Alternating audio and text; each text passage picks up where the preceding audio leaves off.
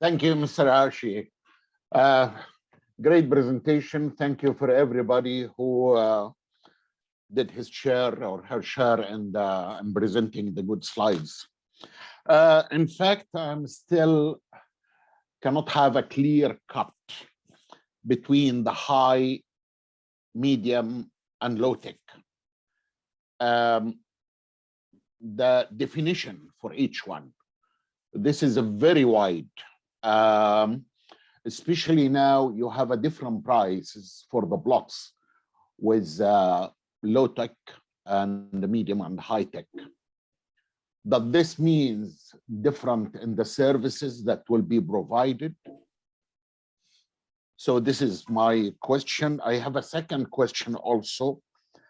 We talk about freehold ownership for the plots, which means the investor can resell after that at any time he wishes, or there is a restrictions.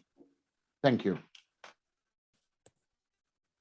Thank you for your question. I will give you a brief answer on your first part. Regarding the technology, yes, the prices for LED plots are different because the access to energy resources are different. You know, low tech needs a less consumption for electricity and natural gas, and access to from these land plots to these utilities are also limited. And the other side, for middle and high tech land plots, there is not limited access to the energy sources. So that's regarding the infrastructure. Regarding more technological issues, I will ask to answer Karel or again Georgi, and I hope for the last part of the question, I will ask Eberhard to answer. Okay, thank you. So I will take the part for the low tech, middle tech, or high tech. And it is, of course, it is true what you say, that it is a very wide range. If we first take the high tech, for the high tech, we see greenhouses that are completely independent from any kind of influence from weather circumstances. That means that you are operating with a closed system. You are growing with artificial light. You're growing hydroponics. You have a closed system in greenhouse. You run a CHP. You foresee for your own CO2, warmth, everything. So that would be high tech. If you go one step down, and that would mean that you grow on the hydroponics, you have a glass greenhouse, you will not run a CHP, but it means that you're still partly independent of the climate. Now we go to the opposite side as we consider low tech. A low tech greenhouse, you do not heat, or you just give it a little bit of heat. It can be a foil house. You do not grow hydroponics.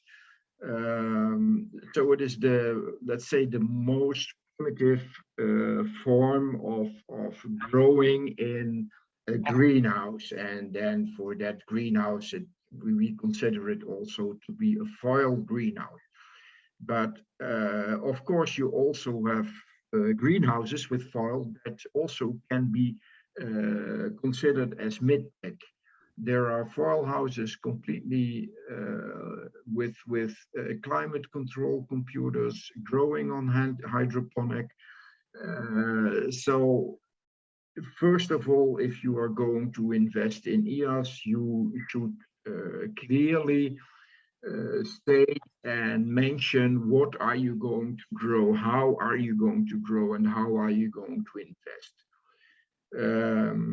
Investing in a greenhouse, of course, it has many prices in square meter. But let's say a greenhouse up to 30 or 35 euro square meter, that can be considered as a low-tech greenhouse. And if you go to the range of 35 to 100 euro square meter or 150 euro square meter, you will belong to the mid-tech. Are you going above, and let's say the 200, 300 euro square meter, then you consider it as a high tech. So you are right, as you are saying, that the ranges are very, very wide. And so we have to